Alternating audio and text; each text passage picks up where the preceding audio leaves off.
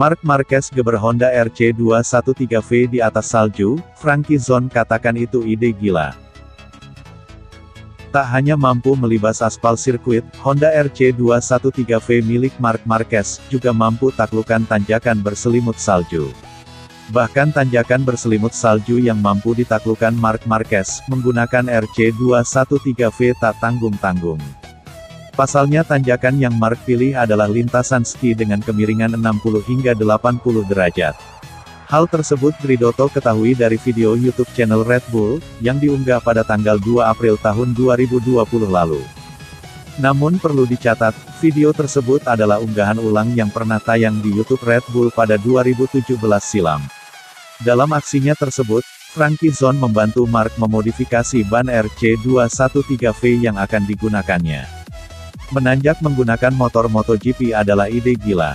Tapi saya ingin melihat Marc melakukannya, ujar Frankie Zon. Frankie Zon atau dikenal dengan Franz mulai memasang paku berbahan logam di ban RC213V. Ia menjelaskan kalau paku khusus untuk medan salju yang digunakan di ban RC213V memiliki panjang 3 cm.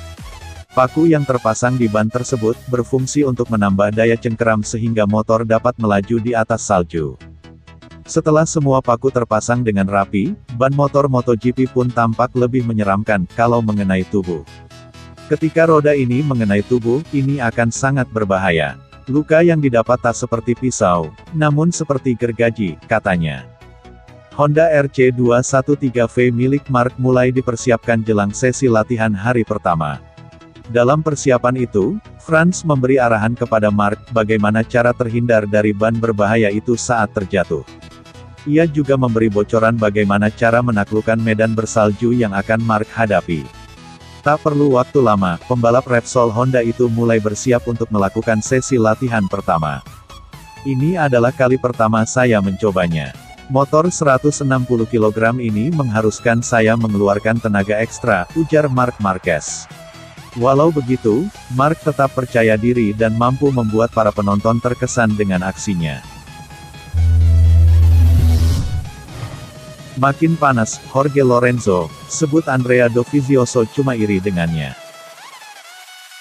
Perseteruan panas yang mampu mencuri perhatian para penggemar MotoGP tengah terjadi antara Andrea Dovizioso dan Jorge Lorenzo belum lama ini.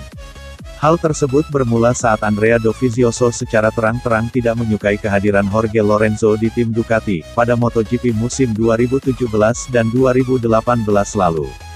Sikap Jorge Lorenzo yang acap kali menyerangnya dalam berbagai kesempatan wawancara, membuat Andrea Dovizioso gerah dan semakin tidak menyukai kehadirannya. Tentu saya masih tidak menyukai dia, Jorge Lorenzo, terutama karena dia menyerang saya dalam wawancara, sejauh yang dia bisa, kata Andrea Dovizioso. Saya belum bisa mengerti apakah itu karena selama 2 musim dia selalu tertinggal dengan motor yang sama atau karena hal yang lainnya, tuturnya menambahkan.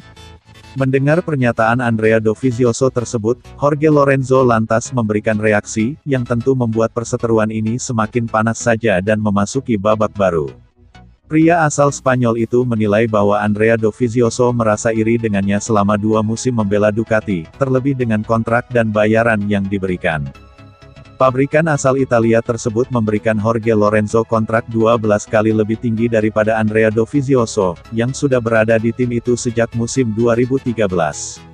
Dia merasa iri dengan saya sejak berada di kelas 250 cc, namun saya memberikan kesempatan untuk hubungan kami, kata Lorenzo, dilansir bolasport.com.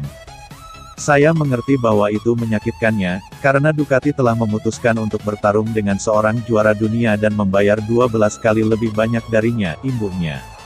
Lorenzo mengklaim bahwa dirinya pernah memberikan kesempatan kepada Dovizioso untuk memperbaiki hubungan, namun lagi-lagi hal itu belum bisa terwujud. Pada musim pertama saya di Ducati, saya mengucapkan selamat padanya di podium, dan satu-satunya jawaban adalah kata-kata negatif mengenai saya, ucap Jorge Lorenzo. Tentang fakta bahwa metode latihan saya tidak memadai setelah hasil yang buruk atau crash karena tidak sengaja mengalami masalah mekanis, ujar Lorenzo mengakhiri.